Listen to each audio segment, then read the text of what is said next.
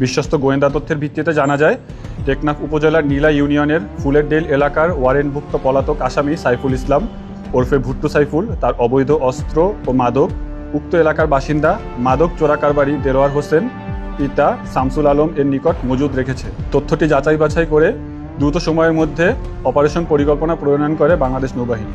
গত রবিবার ২৬ এপ্রিল ২০২৬ দিবাগত রাতে নৌবাহিনীর স্পেশাল ফোর্স সোয়ার্টস সহ দুটি সংগঠিত আভিযানিক দল অত্যন্ত দক্ষতার সাথে উক্ত এলাকায় অভিযান পরিচালনা করে। পরবর্তীতে নৌবাহিনীর আভিযানিক দল অত্যন্ত পেশাদারিত্বের সাথে বাড়িটিতে তল্লাশি পরিচালনা করে দুটি G3 রাইফেল ও একটি MA1 রাইফেল, ৮টি ম্যাগাজিন ও সর্বমোট ১৯০ রাউন্ড তাজা গোলা বারুদ ও ১০ রাউন্ড খালি কার্তুজ উদ্ধার করে।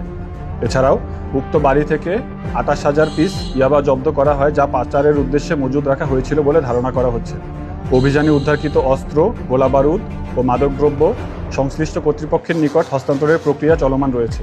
বাংলাদেশ নৌবাহিনী গোয়েন্দা নজরদারি, প্রশিক্ষিত বিশেষ বাহিনী এবং দ্রুত প্রতিক্রিয়াশীল অপারেশন পরিচালনার মাধ্যমে উপকূলীয় অঞ্চলে অবৈধ অস্ত্র ও মাদক চোরাচালান প্রতিরোধে নিরলসভাবে কাজ করে যাচ্ছে।